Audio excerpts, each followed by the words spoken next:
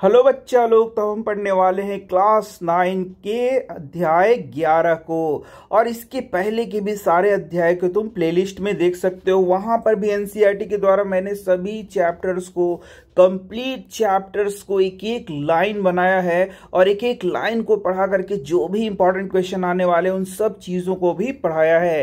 तो इसको भी हम लोग इसी तरीके से पढ़ने वाले हैं। इस चैप्टर को भी हम लोग इसी प्रकार से पढ़ेंगे।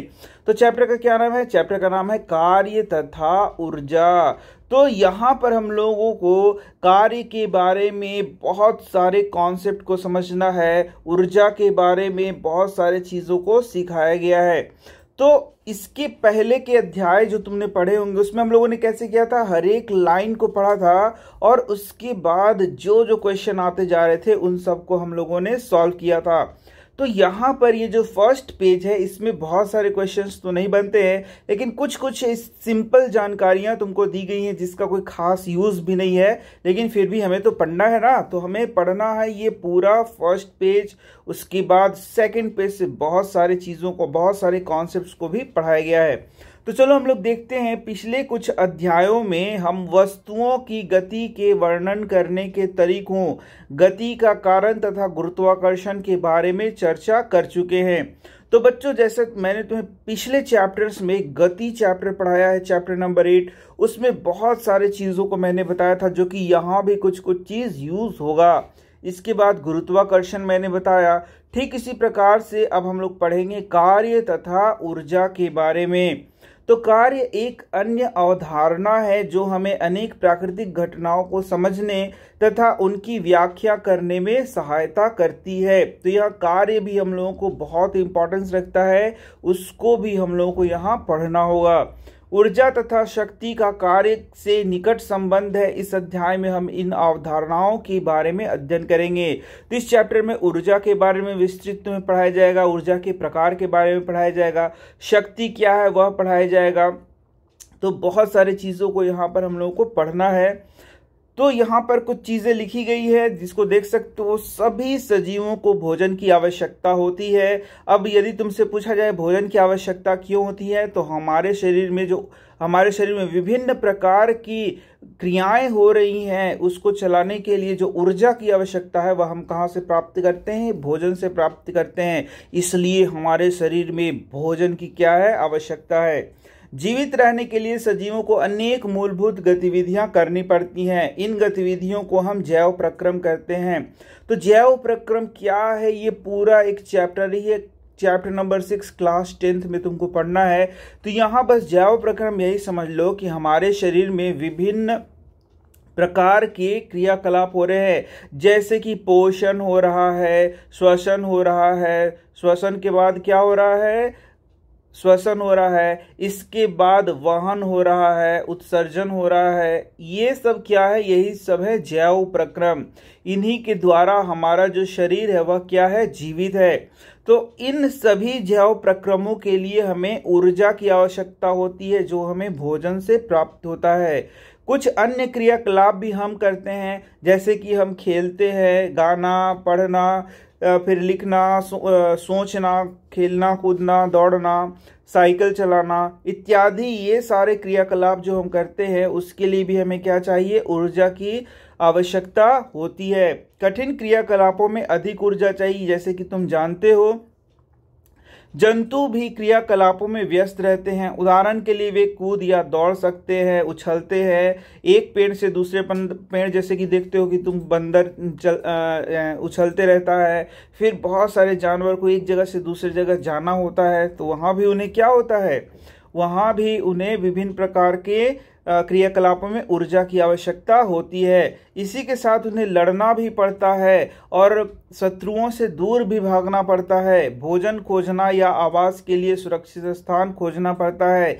इसके अतिरिक्त कुछ जंतुओं को हम बोझा ढोने, गाड़ी खींचने या खेत जोतने के लिए भी उपयोग में लाते हैं। इन सभी क्रियाकलापों के लिए क्या उनको ऊर्जा की आवश्यकता होगी? बिल्कुल। तो यहाँ पर यही सिंपल बात बताया गया था कि जो भी क्रियाकलाप हम लोग कर रहे हैं उसमें हम लोगों को क्या चाहिए? ऊर्जा चाहिए। मशीनों के बारे में अब सोचो, तो उन मशीनों की सूची बनाइए जिनका उपयोग आप करते हैं।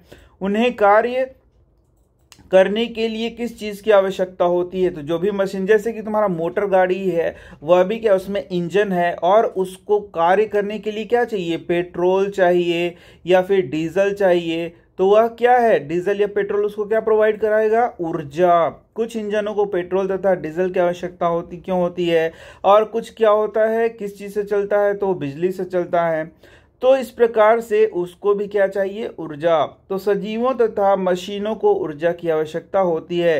तो यहाँ तक अब हम लोगों ने क्या देखा कि कुछ भी क्रियाकलाप करना हो तो उसके लिए या तो वो सजीव हो या निर्जीव हो, ऊर्जा की आवश्यकता होती है। तो क्या कोई क्वेश्चन बनता है, बिल्कुल नहीं, यहाँ से कोई क्वेश्चन अभी तक तो नहीं बना है। अब हम कार्य की अवधारणा को पढ़ेंगे, और कार्य की अवधारणा को हम लोग दो प्रकार से पढ़ेंगे। एक तो आम जीवन में जो हम लोग कार्य कर रहे हैं उसके बारे में देखेंगे, और एक हम लोगों का दृष्टिकोण होगा वैज्ञानिक दृष्टिकोण से कार्य किसे कहते हैं, वर्क किसे कहते हैं, वह भी हम लोग यहाँ पर पढ़ेंगे। तो बेसिकली वैज्ञानिक दृष्टिकोण वाला ही हम लोगों को पढ़ना है। तो यहाँ देख सकते हो कार्य क्या है। तो हम अपने दैनिक जीवन में जिस रूप में कार्य शब्द का प्रयोग करते हैं और जिस रूप में हम इसे विज्ञान में उपयोग करते हैं उनमें अंतर होता है। यानी दैनिक जीवन में जो हम कार्य चीज बोलते हैं कि वह यह काम कर रहा है, वह यह काम कर रहा है, जैसे कि तुम कुर्सी पर बैठ करके दिन भर कंप्यूटर को चला रहे हो तो तुम बोलोगे कि मेरा ऊर्जा इसमें लग रहा है तो मैंने कार्य किया। लेकिन वैज्ञानिक दृष्टिकोण से यह कार्य नहीं है। एक व्यक्ति एक बोझ लेकर के चलता है तो वह बोलेगा कि वह कार्य कर रहा है, उसके लिए उसको पैसे चाहिए, वह थक चुका है क्योंकि उसका ऊर्जा खर्च हुआ है। लेकिन वैज्ञानिक दृष्टिकोण से ये कार्य नहीं है। तो बोलोगे ये क्यों कार्य नहीं है, तो उसी को आगे हम लोग समझेंगे कि वैज्ञानिक दृष्टिकोण से भौतिक के भाषा में कार्य कुछ अलग होता है और हम लोगों के आम जीवन में जो वर्ड यूज करते हैं कार्य, वो काफी अलग होता है। इन बात को स्पष्ट करने के लिए आइए कुछ उदाहरणों पे विचार किया जाएगा। जैसे मैंने भी कुछ उदाहरण यहाँ बताए। तो कठोर काम करने के बावजूद कुछ अधिक कार्य नहीं। यहाँ देख सकते हो कमली परीक्षा की तैयारी कर रही है, वह अध्ययन में बहुत सा समय व्यतीत कर रही है, वह पुस्तकें पढ़ती है, चित्र बनाती है, अपने विचारों को सुव्यवस्थित करती है, प्रश्न पत्रों को एकत्रित करती है, कक्षाओं में उपस्थित रहती है, अपने मित्रों के साथ समस्याओं पर विचार विमर्श करती है तथा प्रयोग करती है। इन क्रियाकलापों पर वह बहुत सा ऊर्जा खर्चा करती है। तो ये बताओ कि ये कार्य करती है कि नहीं करती है। यदि हम लोग आम भाषा में बात करें तो देखेंगे कि यार वो तो बहुत ज़्यादा कार्य करती है, दिन भर व्यस्त रहती है और उसका बहुत ज़्यादा ऊर्जा खर्च होता है, इसके लिए उसको बहुत अच्छे खाना भी, भोजन भी चाहिए। इस तरीके से हम नॉर्मली बात करते हैं। लेकिन क्या ये भौतिकी के दृष्टिकोण से कार्य है, तो नहीं, ये कार्य नहीं है। सामान्य बोलचाल में वह हम लोग बोलेंगे कि वह बहुत कठोर काम कर रही है। यदि हम कार्य को वैज्ञानिक परिभाषा के अनुसार देखें तो इस कठोर काम में बहुत थोड़ा कार्य सम्मिलित है। तो यहाँ पर कुछ कुछ जगहों पर वह कार्य कर रही होगी, लेकिन जो बातें हम लोगों ने देखा उसमें कार्य क्या उसका कोई भी नहीं है। अच्छा, क्यों कार्य नहीं है, इसको समझने के लिए आगे तुम्हें समझना पड़ेगा कि हम कब बोलते हैं भौतिक दृष्टिकोण से कि कार्य हुआ है, कब हम लोग ये बात बोलेंगे। ठीक है, आप एक बहुत बड़ी चट्टान को धकेलने के लिए कठोर परिश्रम कर रहे हैं। मान लीजिए आपके सारे प्रयत्नों के बावजूद चट्टान नहीं हिल रहा है। जैसे तुम अपना पूरा शक्ति लगा करके दीवार को किसी जगह से हटाने का प्रयास करो, लेकिन वह दीवार वहां से नहीं हट रहा है, तो तुम थक चुके हो, पसीना पसीना हो गए हो, तुम्हारा एनर्जी सब खत्म हो गया है, ऊर्जा सब खत्म हो गया है, और तुमको बोला जाए कि तुमने कोई कार्य नहीं किया है तो तुम्हें कैसा लगेगा। लेकिन यही सच्चाई है कि विज्ञान के दृष्टिकोण से तुमने कोई कार्य नहीं किया है। आपने चट्टान पर कोई कार्य नहीं किया, लेकिन यदि वो चट्टान हिल कर के आगे थोड़ा मूव कर जाता तब हम बोलते कि वहां पर कार्य हुआ है। तो भाई ये कब कहा जाएगा कि कार्य हुआ है, कब कार्य नहीं हुआ है। तो उसके लिए हम कार्य की वैज्ञानिक संकल्पना जब तक नहीं पढ़ेंगे तब तक आपको समझ में नहीं आएगा। आप अपने सिर पर एक भारी बोझा रखकर, तो बताइए यहाँ पर चट्टान नहीं हिला तो कार्य हुआ नहीं हुआ। अब बोलता है कि आप अपने सिर पर एक भारी बोझा रखकर कुछ मिनट तक बिना हिले डुले खड़े रहते हैं। आप थक जाते हैं, आपने प्रयास किया है तथा आपने बहुत सी ऊर्जा खर्च की है, क्या आप बोझ पर कुछ कार्य कर रहे हैं? तो इसका उत्तर है वैज्ञानिक दृष्टिकोण से 0 कार्य आप कर रहे हैं। हम विज्ञान के में जिस प्रकार कार्य शब्द का अर्थ समझते हैं उस रूप में इस स्थिति में भी कोई कार्य नहीं हुआ है। तुम बोलोगे यार इतना पढ़ाए जा रहे, बताइए तो कि कब कार्य होगा। तो बता रहा हूं, अभी थोड़ा सब्र रखो। हम लोग लाइन बाय लाइन पढ़ रहे हैं, तो हर एक लाइन में जो बातें लिखी गई हैं उसी को मैं पढ़ाते जा रहा हूं। तो प्राकृतिक दृश्यों को देखने के लिए आप सीढ़ियों पर चढ़कर इमारत की ऊपरी मंजिल पर पहुंच जाते हैं। आप एक ऊंचे पेड़ पर भी चढ़ सकते हैं। वैज्ञानिक परिभाषा के अनुसार इन क्रियाकलापों में बहुत सा कार्य निहित है। लेकिन यदि तुम सीढ़ी चढ़ रहे हो या तुम पेड़ पर चढ़ जा रहे हो तो बोलेगा कि बहुत सारा कार्य यहाँ पर हो रहा है। तो भाई वहां पर कैसे कार्य हो रहा है? अपने दैनिक जीवन में हम किसी भी लाभदायक शारीरिक या मानसिक परिश्रम को कार्य समझते हैं। बिल्कुल, अपने दैनिक जीवन में तुम जो भी चीजें कर रहे हो उस सब को हम लोग कार्य के परिभाषा में लाते हैं, आम बोलचाल की भाषा में। लेकिन वैज्ञानिक दृष्टिकोण से बहुत सारा इसमें कार्य नहीं माना जाता है। कुछ क्रियाकलापों जैसे मैदान में खेलना, मित्रों से बातचीत करना, किसी धुन को गुनगुनाना, किसी चलचित्र को देखना, किसी समारोह में सम्मिलित होना को कभी कभी कार्य नहीं समझा जाता।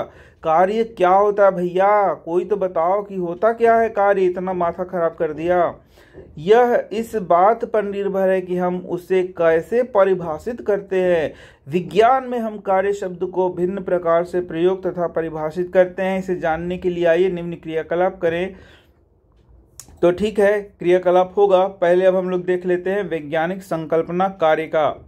तो विज्ञान के दृष्टिकोण से अब आ गया भैया कि भाई कार्य किसे कहते हैं। इतना देर से तो था कि कुछ कार्य ही नहीं कर रहे हैं, तो अब भाई किससे कहेंगे कार्य? तो वही यहाँ पर आ गया कि वैज्ञानिक दृष्टिकोण से हम कार्य को किस प्रकार देखते हैं और परिभाषित करते हैं, यह समझने के लिए आइए कुछ स्थितियों पर विचार करें। अभी तक विचारे कर रहा है, ठीक है। चलो यहाँ पर आगे हम लोग देख लेते हैं, उसके बाद इसको पढ़ लेंगे। तो ये देखिए यहाँ पर लिखा हुआ है कार्य। तो कार्य करने के लिए 2 दशाओं का होना आवश्यक है। कब हम कहेंगे विज्ञान के दृष्टिकोण से कि कार्य हुआ है? तो पहले से हम समझ लेते हैं कि वस्तु पर कोई बल लगना चाहिए। वस्तु पर क्या लगना चाहिए? कोई बल, और उसको कुछ न कुछ विस्थापन होना चाहिए, यानी कि उसमें विस्थापन होना चाहिए। तब हम लोग कहेंगे कि वहां पर क्या हो रहा है? कार्य। तो अब तुम्हें बल तो पता होगा ना, बल पढ़ाया है पूरा चैप्टर। नहीं पढ़े हो तो यार पढ़ के आओ, तब बुझाएगा। फिर विस्थापन भी पता होगा तुम्हें। विस्थापन माने अपने स्थान से हटना, वही क्या होता है? विस्थापन होता है। तो इस तरीके से कार्य कब कहेंगे कि हो रहा है? 2 इसके लिए शर्त होना चाहिए, 2 दशा होना चाहिए कि बल लगना चाहिए और विस्थापन होना चाहिए। तो नया प्रश्न उठता है कि मान लीजिए बल इधर लग रहा है, तो क्या विस्थापन भी इधर ही होना चाहिए? ऐसा जरूरी नहीं है। हो सकता है कि बल लग रहा है इधर और विस्थापन हो रहा है इधर। हो सकता है कि बल लग रहा है नीचे और वो जा रहा है इधर। बोलोगे ये सब क्या पढ़ा रहे हैं? ऐसा भी होता है क्या? बिल्कुल होता है, वो हम लोग आगे देखेंगे। अभी तक तो हम लोगों ने देखा कि कार्य करने के लिए 2 दशा बिल्कुल आवश्यक है। एक होता है बल लगना चाहिए और दूसरा होता है विस्थापन होना चाहिए।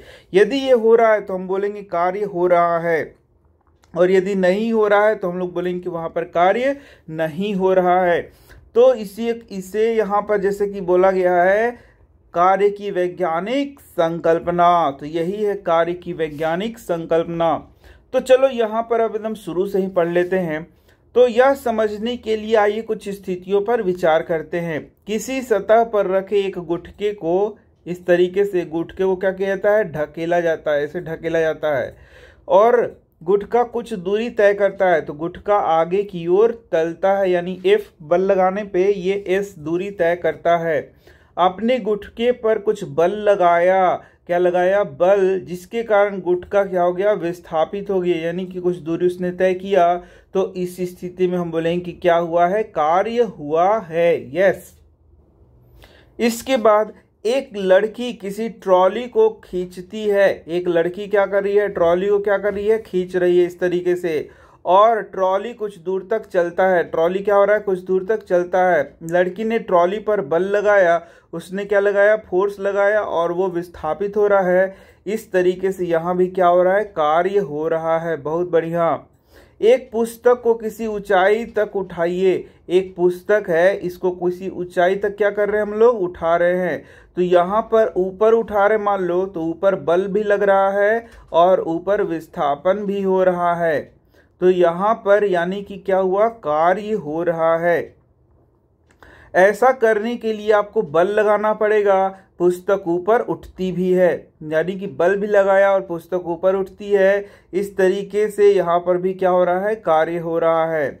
उपरोक्त स्थितियों को ध्यानपूर्वक देखने से क्या पता चलता है कि कार्य करने के लिए दो दशाओं का होना बिल्कुल भी आवश्यक है। वस्तु पर कोई बल लगना चाहिए और वस्तु विस्थापित होना चाहिए। यदि ये दो शर्त पूरा हो रहा है तो हम बोलेंगे कि वहाँ पर कार्य हो रहा है। यदि इनमें से कोई भी दशा पूरी नहीं होती तो कार्य नहीं किया गया। विज्ञान में हम कार्य को इसी दृष्टि से देखते हैं। अब जरा सा देखो, इधर भी एक आध देख लेते हैं। तो यहाँ पर हम लोगों ने देखा, क्या देखा कि हम लोग प्राकृतिक दृश्य को देखते हैं, ठीक है, नहीं ये तो ठीक है तुम्हारा, इसको कार्य कहते हैं। यहाँ पर हम लोगों ने देखा कि यदि यहाँ पर आप भारी बोझ को रखे हुए शरीर पर, मतलब सिर पे आप भारी बोझ को रखे हुए हैं, तो यहाँ पर क्या कोई बल लग रहा है या कोई विस्थापन हो रहा है, तो नहीं हो रहा है। इस प्रकार से वहाँ पर कोई कार्य क्या हो रहा है, नहीं हो रहा है। यदि आप कंप्यूटर पर बैठ करके काम कर रहे हैं तो वहाँ पर ना बल लगा रहे हैं ना ही विस्थापन हो रहा है, तो वहाँ भी कोई कार्य नहीं हो रहा है। तो इस तरीके से कार्य का वैज्ञानिक दृष्टिकोण से परिभाषा यही है। एक बैल किसी गाड़ी को खींच रहा है, गाड़ी चलती है, गाड़ी पर एक बल लग रहा है तथा गाड़ी कुछ दूर चली है। क्या आपके विचार से इस स्थिति में कार्य हुआ है? बिल्कुल। यदि बल भी लग रहा है और ये विस्थापन भी हो रहा है तो यहाँ पर कार्य हुआ है। लेकिन बस इतना ही नहीं समझना है, और भी चीज़ों को यहाँ समझना पड़ेगा, तब बहुत अच्छे से कार्य को हम लोग समझ पाएंगे। और उसको समझने के लिए हम लोगों को यहाँ पर इसका फॉर्मूला वगैरह को समझना होगा। तो विज्ञान में कार्य को कैसे परिभाषित किया जाता है हम लोगों ने देख लिया। इसे समझने के लिए पहले हम उस स्थिति पर विचार करते हैं जब बल विस्थापन की दिशा में लग रहा हो। तो यहाँ पर हम लोगों को दो तीन स्थितियों को देखना है। पहला स्थिति यह होगा कि बल जिधर से लग रहा है उधर ही विस्थापन हो रहा है। दूसरा स्थिति होगा कि जो बल है, बल मान लो बल और विस्थापन है, उसके बीच में कोई एंगल बन रहा है, यानी कि मान लो कि यहाँ पर 90 डिग्री बन रहा है। बल लग रहा है इधर या नीचे की ओर और विस्थापन हो रहा है इधर। एक और स्थिति ये देख सकते हैं 180 डिग्री पर कि बल लग रहा है इधर और विस्थापन हो रहा है तुम्हारा इधर। तो इस प्रकार से इन तीन स्थितियों को हम लोग देख सकते हैं। तो यदि बल इधर ही लग रहा है और विस्थापन इधर हो रहा है, यानी कि इन दोनों के बीच का एंगल क्या है, 0 डिग्री है। तो ये तीन अवस्थाओं को हम लोग देखते हैं। बल भी इधर है और विस्थापन भी इधर है, तो बल और विस्थापन के बीच एंगल क्या हो गया, कोण क्या हो गया, 0 हो गया। बल ऊपर है या बल नीचे और विस्थापन इधर हो रहा है, बल और विस्थापन के बीच एंगल क्या हो गया, कोण क्या हो गया, 90 डिग्री। बल और विस्थापन का दिशा अलग अलग है तो उनके बीच का कोण क्या हो गया, 180 डिग्री। तो इन्हीं तीन चीज़ों पे हम लोग विचार करते हैं और इसको सीखते हैं। और यदि ये तीन चीज़ तुमने सीख लिया तो फिर बल बहुत आसानी से तुम बोल सकते हो कि कहाँ पर कार्य हुआ है, कहाँ पर कार्य शून्य है। ये सब भी तुम यहाँ पर अब चर्चा कर सकते हो। तो यहाँ आप सोचोगे कि ये 90 डिग्री क्या है, 180 डिग्री क्या है, 0 डिग्री क्या है, इसको थोड़ा सा समझ लो, उसके बाद सब चीज़ समझ में आएगा। जैसे कि मान लो एक व्यक्ति आगे की ओर इस तरीके से बढ़ रहा है तो बोलेंगे इस दिशा में विस्थापन हो रहा है। अब जब वो आगे की ओर बढ़ रहा है तो हम लोग बोलते हैं कि पृथ्वी का गुरुत्व बल नीचे की ओर लग रहा है, यानी कि गुरुत्व बल F नीचे की ओर लग रहा है। तो जरा बताना, बल किधर लग रहा है, नीचे की ओर, और उसी के विरुद्ध वह क्या हो रहा है, आगे की ओर चल रहा है। तब हम बोलेंगे कि इसके बीच क्या हो गया, एंगल 90 डिग्री का हो गया। क्या हो गया, 90 डिग्री का एंगल हो गया। ठीक है, तो इस प्रकार के कार्य में जो विस्थापन है और जो बल है उसके बीच 90 डिग्री का। अब देखो एक और मैं दिखा रहा हूं यहां पर मान लो कि ये इस तरीके से ये हो गया तुम्हारा विस्थापन और इस तरीके से लगा बल, तो ये हो गया 90 डिग्री, ये 90 डिग्री। तो अब इसको थोड़ा नीचे लाते जाएंगे तो तुम बताओ कितना डिग्री हो गया, ये हो गया मान लो कि 60 डिग्री, ये हो गया, इस तरीके से करते जाओ, इस तरीके से मान लो कि ये हो गया 30 डिग्री। और इसको नीचे लाओ नीचे लाओ नीचे लाओ, यदि हम एकदम सटा देते हैं एफ, ये तो एफ है ना, तो ये हो गया 0 डिग्री। हुआ कि नहीं हो गया, यदि एकदम सामने आ जाता है तो इसका मतलब ये जो है एंगल का मान घटते जाएगा घटते जाएगा घटते जाएगा और ये 0 डिग्री आ जाएगा। इसका मतलब ये विस्थापन का दिशा हो गया और इसी दिशा में क्या लग रहा है, बल भी लग रहा है। तो इन दोनों के बीच का एंगल क्या हो गया, 0 डिग्री हो गया। तो मुझे उम्मीद है कि दो चीज तुमने समझ लिया, 90 डिग्री भी समझ लिया और 0 डिग्री भी समझ लिया। और अब तीसरा यही है कि मान लो कि विस्थापन इधर हो रहा है और ये जो बल है इधर लग रहा है F, तो इन दोनों के बीच का एंगल कितना हो गया, 180 डिग्री हो गया। तो ये तीन चीज़ों को पढ़ना है, ये पहला, ये दूसरा और ये तीसरा, तीन चीज़ों को पढ़ते हुए समझना है। ठीक है, तो इन्हीं तीन चीज़ों को मैं समझाते चलूँगा, तुम बहुत ध्यान से पढ़ना, तो ये बहुत आसानी से तुम समझ जाओगे। तो चलो भाई, सबसे पहले अपना पहला पर चलते हैं और यहाँ से अब समझते हैं। तो यहाँ देखो, मान लीजिए किसी वस्तु पर एक नियत बल F कार्य कर रहा है और मान लीजिए कि वस्तु बल की दिशा में s दूरी विस्थापित हो रहा है। देखो यहाँ पर चित्र द्वारा तुम समझ सकते हो कि बल लग रहा है इधर और विस्थापन हो रहा है इधर।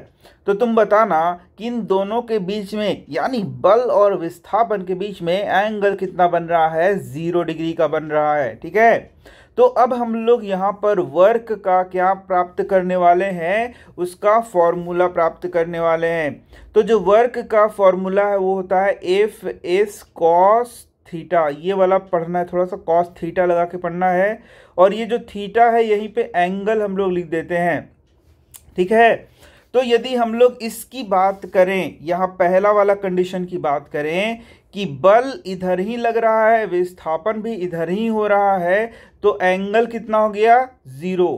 तो वर्क बराबर एफ बल गुना विस्थापन हम लोग लिखते हैं गुना कॉस 0 डिग्री लिखेंगे। और 10वीं कक्षा में पढ़ोगे कि इसका मान होता है 1, यानी कि वर्क बराबर एफ गुना एस गुना 1, यानी कि ये हो जाएगा W बराबर एफ गुना एस। ये कब होगा, जब बल के दिशा में ही विस्थापन होगा। तो ये हो गया तुम्हारा पहला फॉर्मूला, बल बराबर वर्क यानी कि कार्य बराबर बल गुना विस्थापन। ये कब हो रहा है, जब जिस दिशा में बल लग रहा है उसी दिशा में कार्य होगा, उसी दिशा में विस्थापन होगा। तो हम लोग बोलेंगे कार्य बराबर बल गुना विस्थापन। अब तुम्हें बताना है कि यहाँ पर जो कार्य है वह धनात्मक मान आया कि ऋणात्मक मान आया। तो ये है धनात्मक मान। क्या है बच्चा लोग, धनात्मक मान। देख लो यहाँ एफ एस क्या है, धनात्मक, यानी कि जोड़ में आएगा ये मान। अब एक और कंडीशन की चर्चा कर लेते हैं कि देखो यहाँ विस्थापन हो रहा है इधर, मतलब कोई व्यक्ति मान लो कि इधर जा रहा है। ठीक है, इस तरीके से ये व्यक्ति क्या हो रहा है, इधर जा रहा है ना, इधर वो जा रहा है। तो यदि वो हम बोले कि घर्षण बल किधर लग रहा है, इस साइड से लग रहा है, उल्टा दिशा में लग रहा है, यानी बल घर्षण के विरुद्ध यदि ये कार्य कर रहा है, यानी ये चल रहा है इस दिशा में और घर्षण बल किधर लग रहा है, इस दिशा में। तो यदि इसके बीच हम लोग कोण बनाएं तो ये कितना हो जाएगा, एस है इधर और एफ है तो 180 डिग्री हो जाएगा। और हम लोगों ने देखा ये दूसरा कंडीशन है, ये मैं बता दे रहा हूँ, फिर तीसरा भी पढ़ लेंगे। हम लोगों ने देखा कार्य बराबर एफ गुना एस गुना कॉस थीटा, और यहाँ पर एफ गुना एस गुना कॉस, बताओ थीटा मतलब ये कोण को दिखा रहा है तो 180 डिग्री। और ये वाला जो चीज है तुम्हारा, ये कक्षा 10 में पढ़ोगे कि इसका मान होता है -1, तो एफ गुना एस गुना -1, तो ये हो जाएगा माइनस एफ एस, क्या हो जाएगा माइनस एफ एस, यानी कार्य बराबर हो गया माइनस एफ एस। ये यहाँ पर ऋणात्मक मान क्या बताता है, ऋणात्मक मान बताता है कि बल जिस दिशा में लग रहा है उसके विपरीत दिशा में विस्थापन हो रहा है। ठीक है, विस्थापन क्या हो रहा है, बल इधर लग रहा है तो विस्थापन इधर हो रहा है। तो यहाँ पर कार्य हो गया ऋणात्मक, क्या हो गया, ऋणात्मक कार्य हो गया। समझ में आ रहा है ना तुम्हें। चलो यहाँ पर तो ये पहला स्थिति तुमने देख लिया। अब चलो यहाँ पर हम लोगों ने ऋणात्मक भी समझ लिया है ना।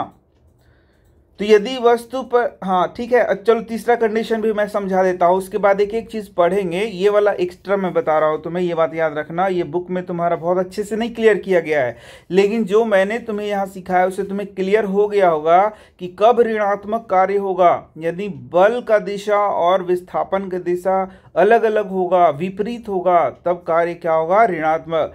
तो तीसरा बिंदु पर भी चर्चा कर लेते हैं कि मान लो कि एक व्यक्ति है, इस दिशा में बढ़ रहा है और सिर पर बोझ ले लिया है, सिर पर क्या किया है, बोझ ले करके इस दिशा में वो क्या हो रहा है, बढ़ रहा है।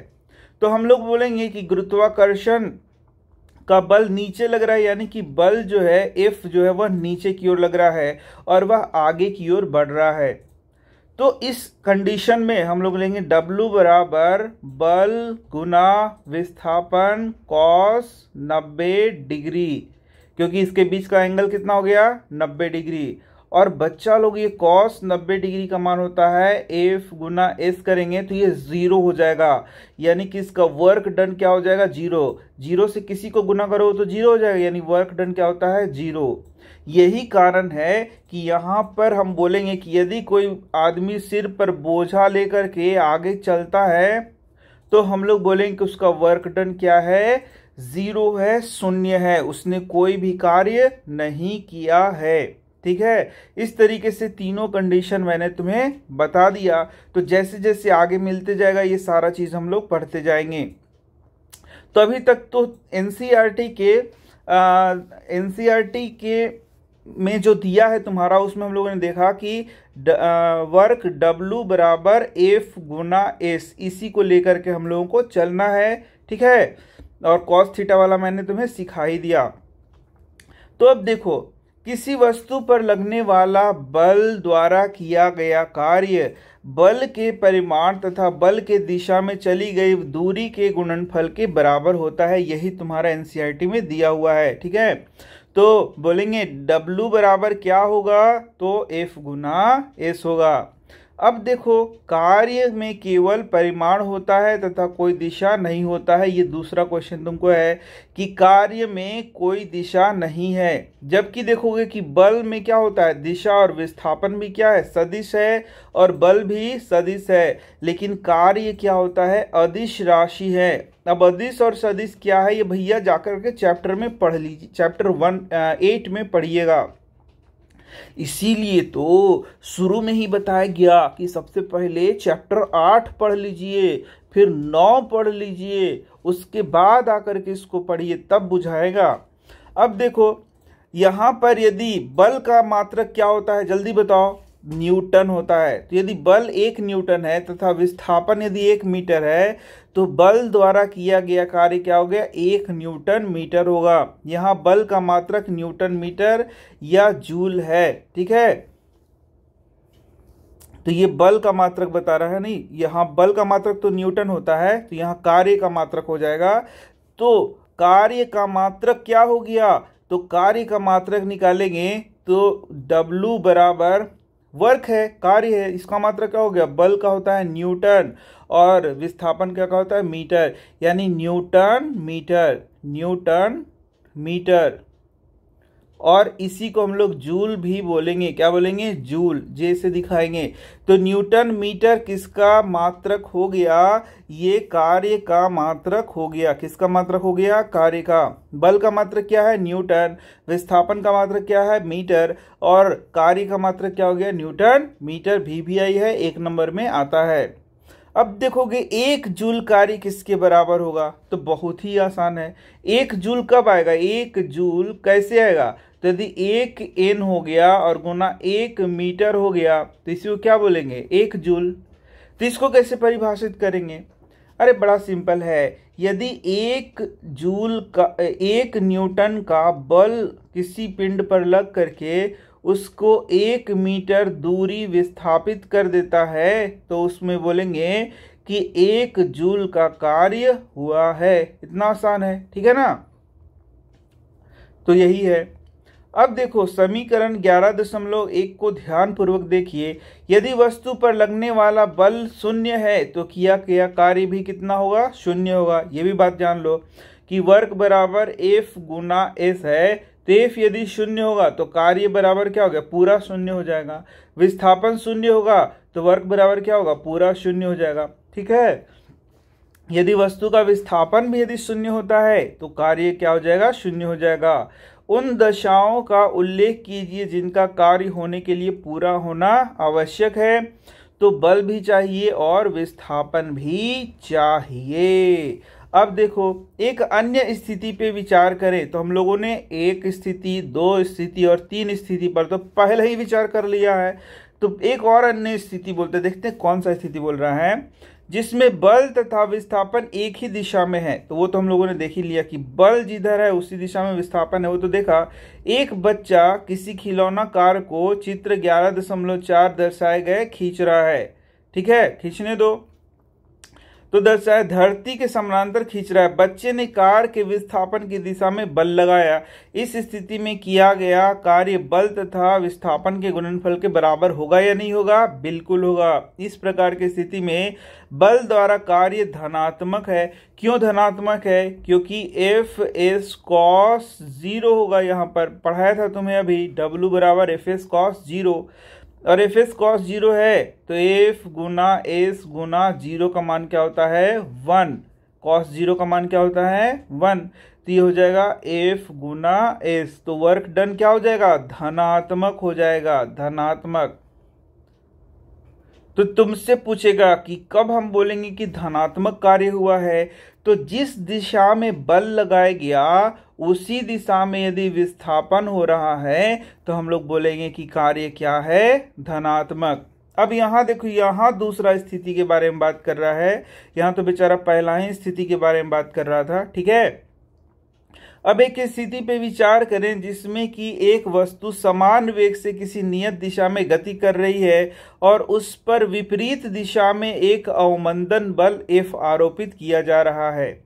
यानी कि बल लग रहा है इधर, ठीक है, और मतलब वो जा रहा है इधर, इसका विस्थापन हो रहा है इधर और बल लग रहा है इधर। तो इस स्थिति में मैंने बताया था कि इनके बीच का एंगल कितना हो जाएगा? 180 डिग्री। ठीक है, अर्थात दोनों दिशाओं के बीच 180 डिग्री का कोण बन रहा है। माना कि वस्तु S दूरी के विस्थापन के पश्चात रुक जाती है। ऐसी स्थिति में बल F द्वारा किया गया कार्य क्या होगा? ऋणात्मक होगा। हम लोगों ने पहले ही पढ़ लिया है कि Fs cos क्या होगा? 180 डिग्री, और इसका होता है मान -1। तो Fs गुना -1 तो हो जाएगा -Fs वर्क बराबर। ये तो पहले ही पढ़ लिया है, यहाँ पर सिंपल ऐसे ही पढ़ा दे रहा है।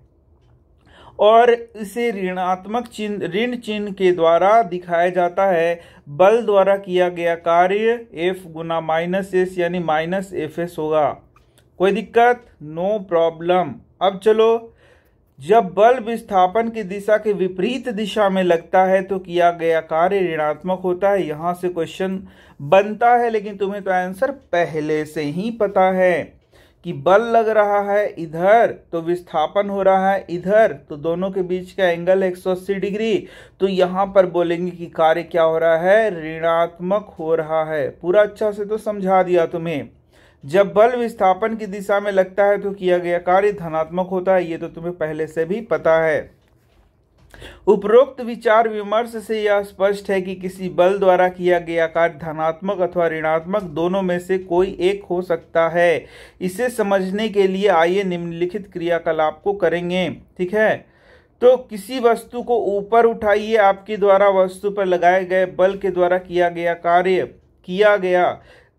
गया। बिल्कुल, यदि वस्तु को ऊपर उठाएंगे तो हमारे द्वारा क्या किया गया है, कार्य किया गया है। तो एस भी ऊपर है और कार्य भी बल भी ऊपर है, यानी कि ये धनात्मक हो गया। ठीक है, आपके द्वारा लगाया गया बल विस्थापन की दिशा में है, तथापि वस्तु पर गुरुत्वीय बल भी कार्यरत है, यानी एक बल नीचे भी लग रहा है, उसको बोलेंगे गुरुत्वीय बल।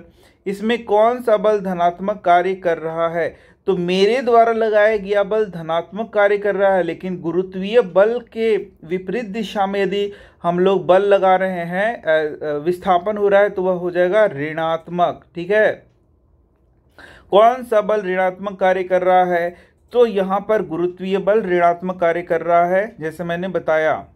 नहीं बुझाया? देखो यहाँ गुरुत्वीय बल नीचे की ओर लग रहा है mg, F यानी कि नीचे लग रहा है F बराबर mg, और हम लोग कर रहे हैं किताब को ऊपर की ओर ले जा रहे हैं या फिर किसी चीज़ को ऊपर की ओर ले जा रहे हैं, विस्थापन ऊपर है, तो इसके बीच कितना हो गया, 180 डिग्री हो गया, तो यहाँ पर ऋणात्मक कार्य हो गया। तो यही सब चीज़ था। अब कार्य समझ में आ गया। एक तीसरा वाला तुमको नहीं बता दिया, 90 डिग्री वाला, तो वो मैंने तुम्हें स्पेशल बता दिया है कि यदि जा रहा है इधर और बल लग रहा है नीचे, ठीक है, या ऊपर, तो उसके द्वारा किया गया कार्य क्या है, शून्य है। W बराबर क्या हो जाएगा, शून्य, क्योंकि FS 90 बराबर शून्य होता है।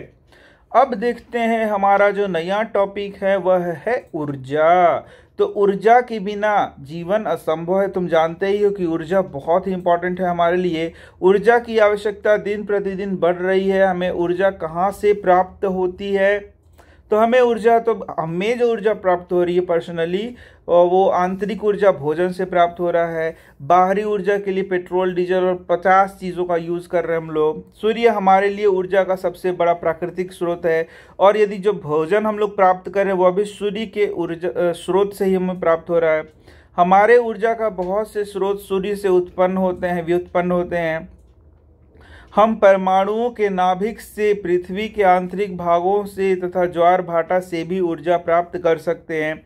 तो ऊर्जा के स्रोत, ये चैप्टर नंबर 14 पढ़िएगा क्लास 10 में, तो आपको पता चले कि कहाँ कहाँ से हम ऊर्जा प्राप्त करते हैं अपने दैनिक क्रियाकलापों को करने के लिए। ऊर्जा शब्द का प्रयोग प्रायः हमारे दैनिक जीवन में होता रहता है, किंतु विज्ञान में इसका एक निश्चित एवं परिशुद्ध अर्थ है। आइए निम्नलिखित उदाहरणों पर विचार करें। जब तीव्र वेग से गतिशील क्रिकेट का गेंद स्थिर विकेटों से टकराती है तो विकेट दूर जा गिरते हैं। इस प्रकार जब हम किसी वस्तु को किसी निश्चित ऊंचाई तक उठाते हैं तब उसमें कार्य करने की क्षमता समाहित हो जाती है। आपने अवश्य ही देखा होगा कि ऊंचाई तक उठाया गया हथौड़ा जब लकड़ी के किसी टुकड़े पर रखी हुई कील पर प्रहार करता है तो वह कील लकड़ी में ठोक देता है। तो बहुत सारा उदाहरण दे रहा है यहाँ पर, और वो कुछ चीज़ कहना चाहता है, यानी कि वो ऊर्जा के रूपों के बारे में बताने वाला है। और ऊर्जा के रूप हम लोग अभी पढ़ने वाले भी हैं कि कैसे ऊर्जा विभिन्न रूपों में होता है। तो यहाँ देख सकते हो, हमने बच्चों को खिलौनों में चाबी भरते देखा है, और जब वो खिलौना में चाबी भर लेते हैं तो देखेंगे कि उसका खिलौना गति करने लगता है। तो बहुत सारा उदाहरण है, यहाँ पर नंबर भी लगा सकते हो। ये देखो, नंबर 1 विकेट वाला बोला कि बॉल विकेट पे लगेगा तो विकेट उड़ जाएगा, ठीक है। और इसी तरीके से किसी वस्तु को ऊंचाई से गिराएगा तो उसमें कार्य करने का क्षमता आएगा। फिर हथौड़ा वाला बताया कि हथौड़ा को ऐसे उठा करके मारेंगे यहाँ पर तो ये कील क्या हो जाएगा, धंस जाएगा। फिर खिलौना वाला बताया कि इसमें चाबी लगाएंगे तो ये जो चाबी से खिलौना क्या होगा, चलने लगेगा। जब किसी गुब्बारा में हवा भरकर उसे दबाते हैं तो उसकी आकृति में परिवर्तन होता है। यदि हम गुब्बारे को कम बल लगाकर दबाते हैं तो बल को हटाने पर यह अपनी मूल आकृति में वापस आ सकता है। ये देखो 5वां बताया किंतु यदि हम गुब्बारे को अधिक बल से दबाएं तो यह विस्फोट ध्वनि करते हुए फट भी सकती है। तो ये सब अच्छा बताओ, ये जितना उदाहरण बताया ये कौन सा ऐसा उदाहरण है जो कि तुमने अपने आम जीवन में नहीं देखा है? कोई भी नहीं, सब चीज को तुम देख चुके हो। हथौड़ा का तुम यूज किए ही होगे, बच्चे होगे तो खिलौना में चाबी भरे ही होगे, एक निश्चित ऊंचाई तक कोई चीज ऑब्जेक्ट को उठा करके छोड़े ही होगे, क्रिकेट खेलते होगे तो बॉल से विकेट को मारे ही होगे। तो ये सब कार्य तुमने किया है। तो यहाँ पर देखोगे विभिन्न प्रकार के कार्य करने की क्षमता अर्जित कर लेती है। यदि किसी वस्तु को कार्य करने की क्षमता है तो कहा जाता है कि इसमें ऊर्जा है।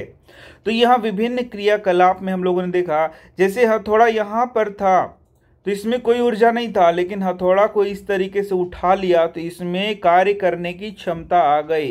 क्या आ गई? कार्य करने की क्षमता।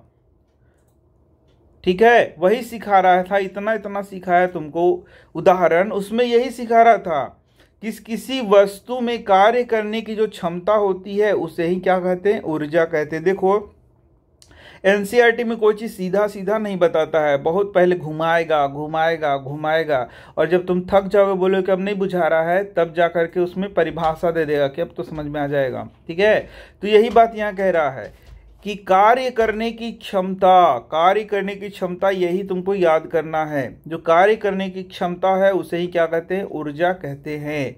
जो वस्तु कार्य करती है उसमें ऊर्जा की हानि होती है। अब देखो जब ये हथौड़ा नीचे से ऊपर गया तो इसमें कार्य करने की क्षमता आ गई, यानी कि इसमें ऊर्जा आ गया। लेकिन वापस जब ये ऊपर से नीचे इसने कार्य कर दिया, यानी कि कांटे को इसने ठोक दिया, तब इसमें वह ऊर्जा क्या हो गया? समाप्त हो गया। ठीक है, यानी कार्य करने के बाद इसका ऊर्जा क्या हो गया? गायब हो गया। यानी कि ऊर्जा एक रूप से दूसरे रूप में बदल हो जाती है। ये हम लोग आगे पढ़ेंगे ऊर्जा संरक्षण के सिद्धांत में। और जिस वस्तु पर कार्य किया जाता है ऊर्जा उसमें चल जाएगी, यानी कि उसमें ऊर्जा की क्या हो जाएगी? वृद्धि हो जाएगी। किसी वस्तु में यदि ऊर्जा है तो यह कैसे कार्य करती है? कोई वस्तु जिसमें ऊर्जा है तो वह दूसरी वस्तु पर बल लगा सकती है। ठीक है ना? तो मान लो कि किसी वस्तु में ऊर्जा है, जैसे कि ये हथौड़ा को जब ऊपर उठाया था तो इसमें ऊर्जा था, तो ये कैसे कार्य करेगा? तो ये जो दूसरा वाला चीज है यानी कि कांटी है उस पर ये बल लगा सकता है और बल लगाकर अपने ऊर्जा को उसमें ट्रांसफर कर देगा। जब ऐसा होता है तो ऊर्जा पहली वस्तु से कहाँ चल जाएगा? दूसरे वस्तु में ट्रांसफर हो जाएगा, यानी कि स्थानांतरित हो जाएगा। दूसरी वस्तु क्योंकि कुछ ऊर्जा ग्रहण करती है इसलिए कुछ कार्य कर सकती है और इस प्रकार यह गति में आ सकती है। इस प्रकार पहली वस्तु में कार्य करने की क्षमता है, अर्थात इसका अर्थ हुआ कि कोई भी वस्तु जिसमें ऊर्जा है कार्य कर सकती है। तो यहाँ पर यदि इसमें ऊर्जा हो गया तो ऊर्जा के कारण ही क्या कर रहा है? यह कार्य कर रहा है। अब मान लो यदि थोड़ा ऐसे रखा रहता तो इसमें ऊर्जा भरा हुआ है? नहीं। अब ऊर्जा है ही नहीं तो ये कांटे को ठोक सकता है? नहीं। लेकिन जैसे ही हमने इसको ऊपर उठाया यहाँ तक इसमें ऊर्जा आ गया और ये क्या करेगा? इस कांटे पे पड़ेगा तो इसको क्या करेगा? नीचे तक ठोक देगा। ठीक है ना? इस प्रकार किसी वस्तु में निहित ऊर्जा को उसकी कार्य करने की क्षमता के रूप में मापा जाता है। वही बात है कि अब चाबी वाला जैसे बात है तो तुम देखोगे कि खिलौना में चाबी भरने के लिए तुम इसको एक बार रोटेट करोगे, मात्र एक बार इसको घुमाओगे तो खिलौना क्या है? थोड़ा सा आगे बढ़ेगा। लेकिन तुम इसको ऐसे 10 बार स्प्रिंग को ऐसे घुमा दो, जैसे इसी को ना घुमाना है, ये खिलौना का चाबी इसको घुमाना है तो 10 बार इसको घुमा दो तो देखो खिलौना का क्या होगा? ज़्यादा गति करेगा। यानी कि जितना ज़्यादा घुमाया गया इसमें क्या दिया गया? ऊर्जा दिया गया। जो आगे पढ़ेंगे इसको स्थितिज ऊर्जा के नाम से भी जानते हैं। तो इसमें स्थितिज ऊर्जा क्या हो गया? संचित हो गया।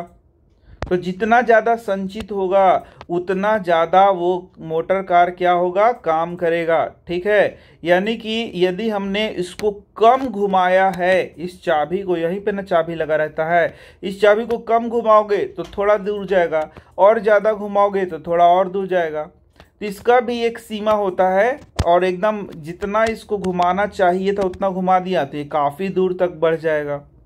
तो इस तरीके से ये जो तुम्हारा चाबी है उसमें ऊर्जा हम लोग दे रहे हैं और यह जो ऊर्जा है उसमें स्थितिज ऊर्जा के रूप में संचित हो जाएगा। और जैसे ही इस चाबी को छोड़ेंगे और ये क्या करने लगेगा, कार्य करना शुरू करेगा और तुम्हारा इसमें क्या हो जाएगा, गति देखने को मिल जाएगा। तो यही सब लिखा हुआ है और क्या। इसलिए ऊर्जा का मात्रक वही है जो कार्य का है। तो जितना ऊर्जा होगा उतना ही कार्य होगा। तो इसलिए दोनों का मात्रक क्या है, जूल ही है। कार्य तथा ऊर्जा का मात्रक क्या है, जूल। ये बात याद रखना, VVI क्वेश्चन है। ऊर्जा का मात्रक क्या हो गया, जूल। कार्य का भी मात्रक क्या हो गया, जूल। 1 जूल कार्य करने के लिए आवश्यक ऊर्जा का मात्रा 1 जूल होगा। कभी कभी ऊर्जा के बड़े मात्रक किलो जूल का भी उपयोग करेंगे, और किलो जूल कभी भी किलो होगा तो 1000 याद रखना है। किलो मतलब क्या होता है, 1000। तो जैसे कि अब 1 केजी के जूल है, यानी कि 1000 जूल। जैसे 1 केजी होता है तो 1000 ग्राम। तो के मतलब 1000, ये बात को याद रखना है, ठीक है। तो नेक्स्ट टॉपिक देख सकते हो, ये क्या है, ये है ऊर्जा के रूप। तो सौभाग्य से जिस संसार में हम रहते हैं उसमें ऊर्जा अनेक रूपों में विद्यमान होता है। विभिन्न रूपों में जो ऊर्जा है वह किस रूप में है, जैसे कि स्थितिज ऊर्जा के रूप में है, गतिज ऊर्जा के रूप में है, ऊष्मीय ऊर्जा के रूप में है, रासायनिक ऊर्जा के रूप में है, विद्युत ऊर्जा, प्रकाश ऊर्जा, आणविक ऊर्जा, बहुत सारे ऊर्जा के रूप में वो विद्यमान है। तो इस तरीके से ये जो ऊर्जा है, यदि तुमसे एग्जाम में पूछेगा कि ऊर्जा जो विभिन्न रूपों में है उसको लिख करके दिखाओ, तो ये सारे तुम लिख सकते हो। और यहाँ भी कुछ ऊर्जा जैसे स्थितिज ऊर्जा, गतिज ऊर्जा, इसके बारे में हम बहुत अच्छे से पढ़ने वाले भी हैं। तो यहाँ पर ये थोड़ा सा दिया, इसको पढ़ लेना तुम लोग। हम लोग सबसे पहले पढ़ेंगे गतिज ऊर्जा के बारे में।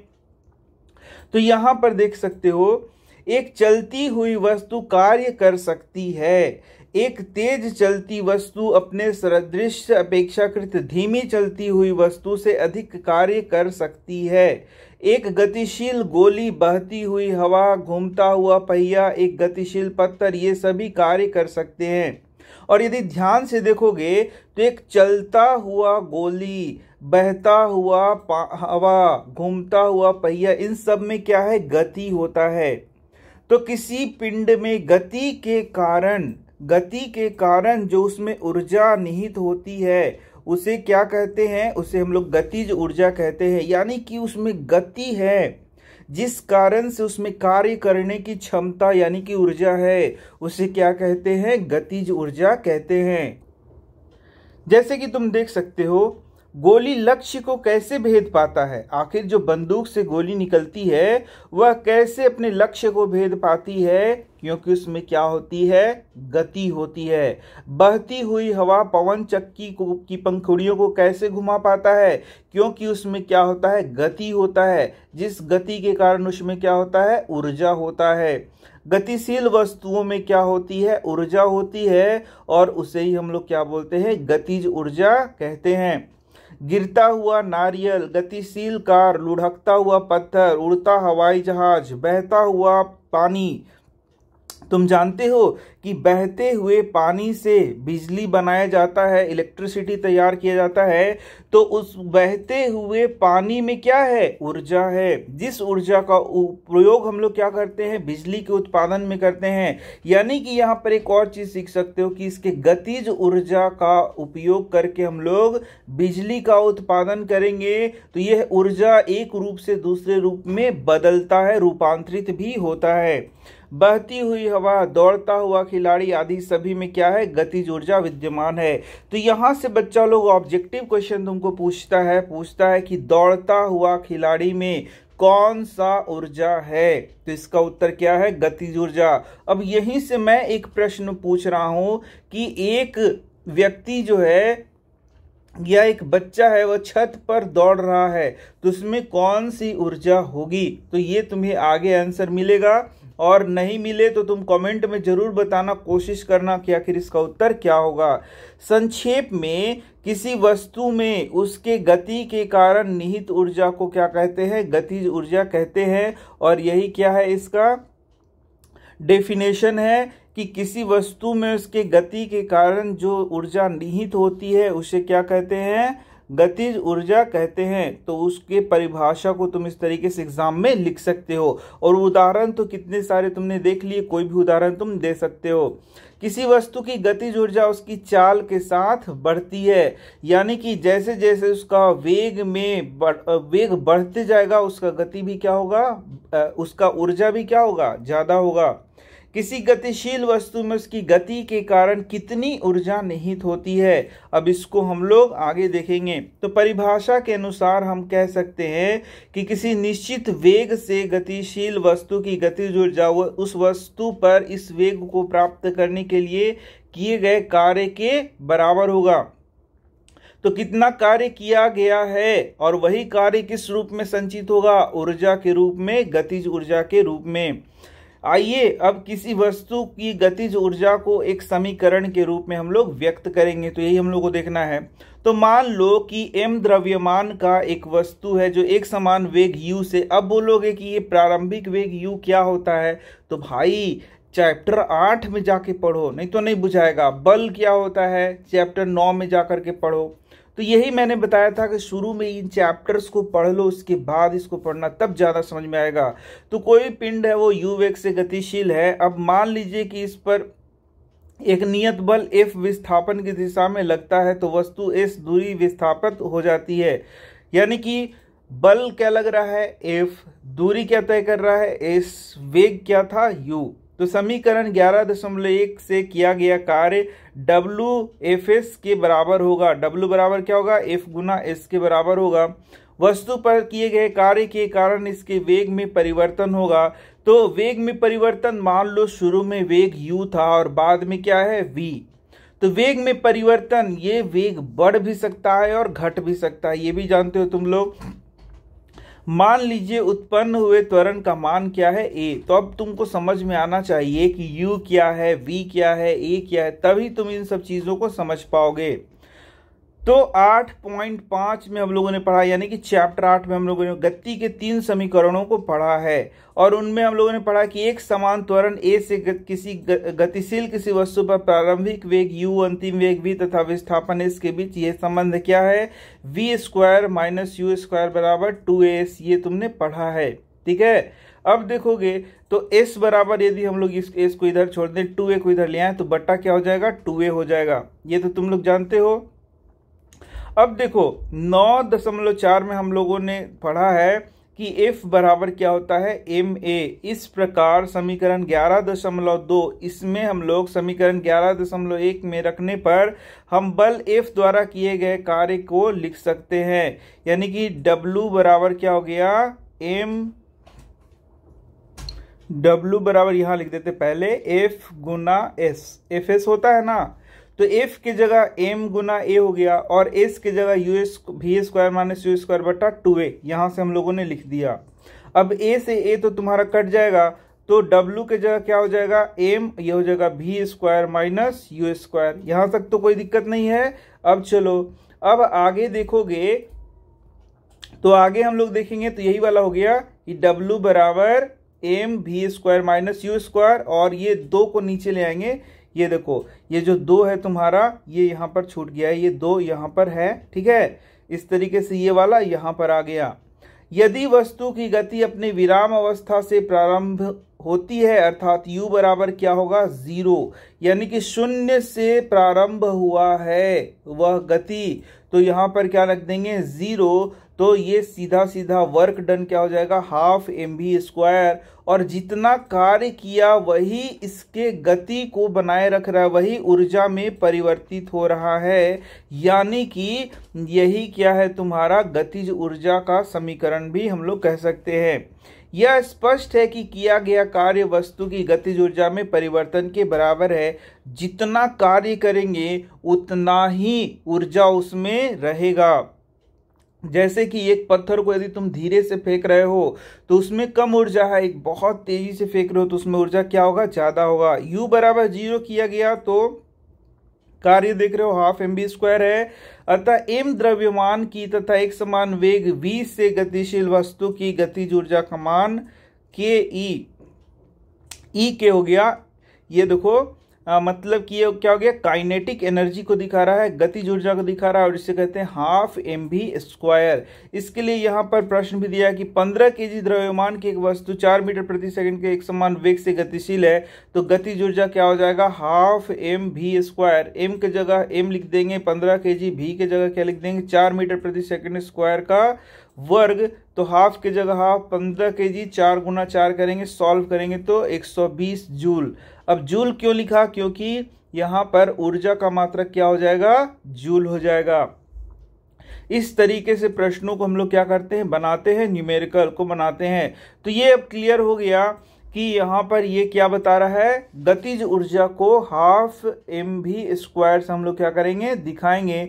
तो किसी पिंड में उसके गति के कारण जो ऊर्जा निहित है उसे हम लोग क्या बोलते हैं, गतिज ऊर्जा, और उसे हाफ mv² के द्वारा हम लोग क्या करेंगे, दिखाएंगे। ये बात याद रखना। अब दूसरा आ गया तुम्हारा स्थितिज ऊर्जा।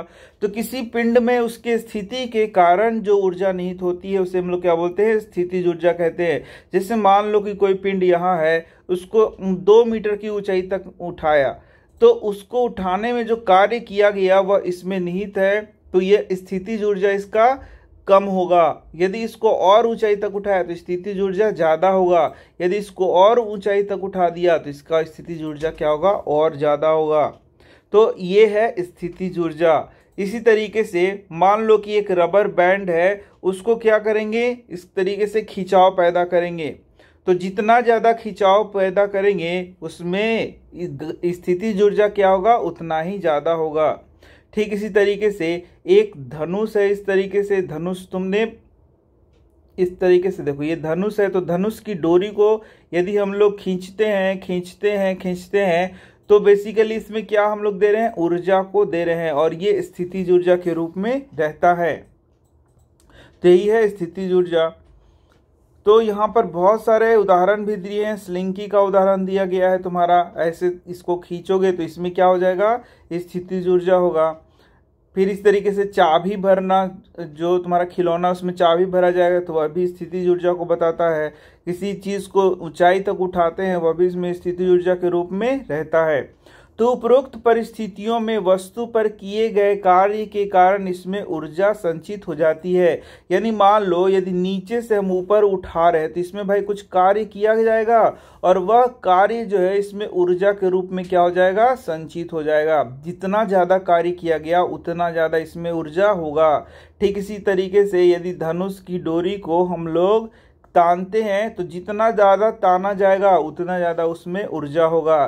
चाबी को हम लोग इस तरीके से यदि इसको घुमाते हैं तो जितना ज़्यादा घुमाएंगे उतना ज़्यादा इसमें ऊर्जा निहित हो जाएगा। किसी वस्तु को स्थानांतरित की गई ऊर्जा इसमें स्थितिज ऊर्जा के रूप में संचित रहती है। यानी कि जो वस्तु पर कार्य किया गया है उसमें जो ऊर्जा खर्च हुआ है वही उसमें स्थितिज ऊर्जा के रूप में संचित होगा। यदि यह वस्तु की चाल या वेग में परिवर्तन करने के लिए उपयोग में नहीं आती है, वस्तु कार्य करने के लिए स्थिति प्राप्त कर लेता है। यानी कि वह जो ऊर्जा उसमें उसके स्थिति के कारण उसमें संचित हो जाता है, और उस ऊर्जा के द्वारा फिर कार्य वह करेगा। जब आप किसी रबर बैंड को खींचते हैं तो आप कुछ ऊर्जा स्थानांतरित करते हैं। बैंड में स्थानांतरित की गई ऊर्जा इसमें स्थितिज ऊर्जा के रूप में संचित हो जाएगी। ठीक इसी प्रकार से जो हम लोगों ने डोरी को खींचा है एक धनुष का, वह भी उसके स्थितिज ऊर्जा के रूप में संचित रहेगा। खिलौने को जो चाबी भरेंगे वह भी उस पर जितना कार्य करेंगे वह उसके स्थितिज ऊर्जा के रूप में रहेगा। कमानी में इसके अंदर कमानी में स्थानांतरित की गई ऊर्जा स्थितिज ऊर्जा के रूप में संचित हो जाती है। किसी वस्तु द्वारा इसकी स्थिति अथवा विन्यास में परिवर्तन के कारण प्राप्त की गई ऊर्जा को ही क्या कहते हैं, स्थितिज ऊर्जा कहते हैं। तो यहाँ से आगे हमारा परिभाषा। ठीक है, तो परिभाषा क्या आ गया, किसी वस्तु द्वारा इसकी स्थिति अथवा विन्यास में परिवर्तन के कारण जो इसमें प्राप्त ऊर्जा होती है, और उसे ही हम लोग क्या बोलेंगे, स्थितिज ऊर्जा कहेंगे। तो अब आपसे एक प्रश्न पूछा गया था कि एक बच्चा जो है वह क्या कर रहा है, दौड़ रहा है छत पर, तो उसमें कौन कौन सी ऊर्जा है। तो इसका उत्तर है उसमें स्थितिज ऊर्जा भी है और गतिज ऊर्जा भी है। क्योंकि वह छत पर चढ़ता है तो उसमें वह ऊर्जा निहित है, तो वह स्थितिज ऊर्जा के रूप में है, और जब वह दौड़ रहा है तो दौड़ भी रहा है, यानी उसमें गतिज ऊर्जा, दोनों चीज संचित है। तो यहां भी देख भी सकते हो कि धनुष की तनी डोरी में रखा तीर, इसमें भी क्या है, स्थितिज ऊर्जा है। तो ये क्वेश्चन डायरेक्ट पूछता है तुम्हें, तुम एग्जाम में इसको लिख भी सकते हो।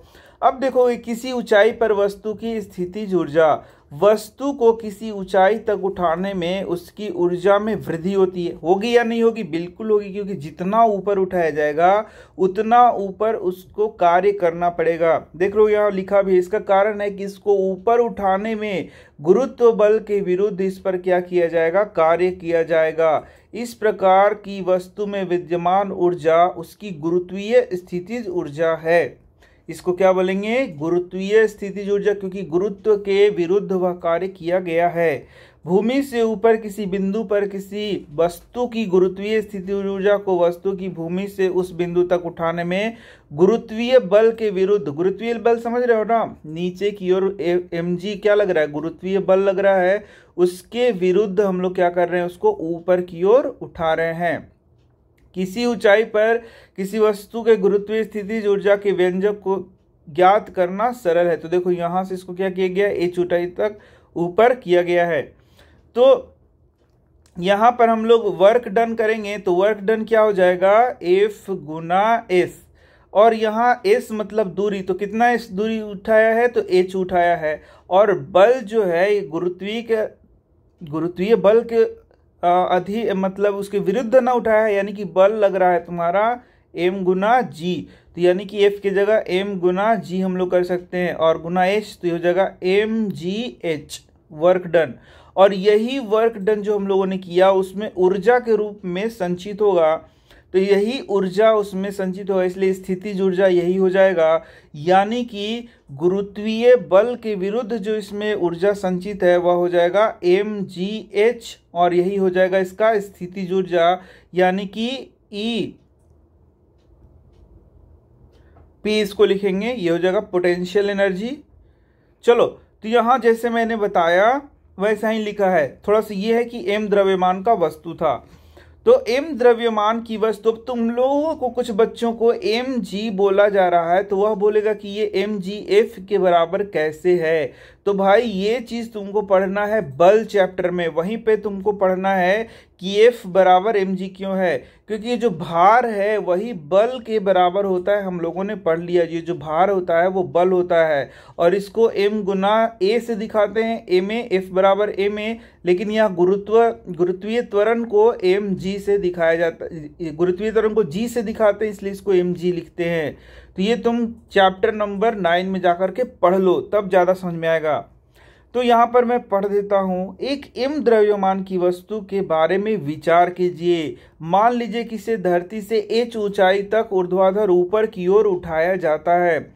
ऐसा करने के लिए एक बल की आवश्यकता होगी, और बल कितना लग रहा है, तो बल उतना लग रहा है जिस भार से इसको पृथ्वी अपनी ओर खींच रहा है उतना ही बल लग रहा है उसको ऊपर उठाने में। तो वस्तु को ऊपर उठाने के लिए आवश्यक न्यूनतम बल वस्तु के भार के बराबर होगा, और भार बराबर mg हम लोग जानते हैं। तो वस्तु में इस प्रकार किए गए कार्य के बराबर ऊर्जा उपार्जित होगी। मान लीजिए कि वस्तु पर गुरुत्वीय बल के विरुद्ध किया गया कार्य W है, तो W बराबर क्या हो जाएगा, F गुना S। F की जगह क्या लिख देंगे, mg, और S की जगह क्या लिख देंगे, हाइट, यानी कि जितना ऊंचाई तक उसको ऊपर उठाया गया है, और यह जगह mgh। और यही वर्क डन, जितना कार्य करेंगे उतना उसमें संचित रहेगा पोटेंशियल एनर्जी, यानी कि स्थितिज ऊर्जा। ठीक है, स्थितिज ऊर्जा। तो इस तरीके से स्थितिज ऊर्जा जो उसमें रहेगा वह किसके बराबर होगा, mgh के बराबर, यदि गुरुत्वीय बल के विरुद्ध उस पर कार्य किया गया है। तो क्योंकि वस्तु पर किया गया कार्य mgh के बराबर है, इसलिए वस्तु को mgh इकाई के बराबर ऊर्जा उपार्जित होगी। यह वस्तु की स्थितिज ऊर्जा है जिसे पोटेंशियल एनर्जी कहेंगे, और mgh के द्वारा दिखाएंगे। तो यहाँ भी देख सकते हो, वस्तु की किसी ऊंचाई पर स्थितिज ऊर्जा भूमि तल या आपके द्वारा चुने गए शून्य तल पर निर्भर है। किसी वस्तु के लिए दी हुई स्थिति स्थिति के लिए एक तल के सापेक्ष स्थितिज ऊर्जा का कोई विशेष मान हो सकता है और किसी दूसरे तल के सापेक्ष स्थितिज ऊर्जा का मान दूसरा हो सकता है। तो ये सिंपल सा बात दिया गया था जो तुम्हें याद रखना है। तो यहां पर देख सकते हो, यह ध्यान देने योग्य बात है कि गुरुत्वीय बल द्वारा किया गया कार्य वस्तु की प्रारंभिक स्थिति तथा उसके अंतिम स्थिति की ऊर्ध्वाधर ऊंचाइयों के अंतर पर निर्भर है।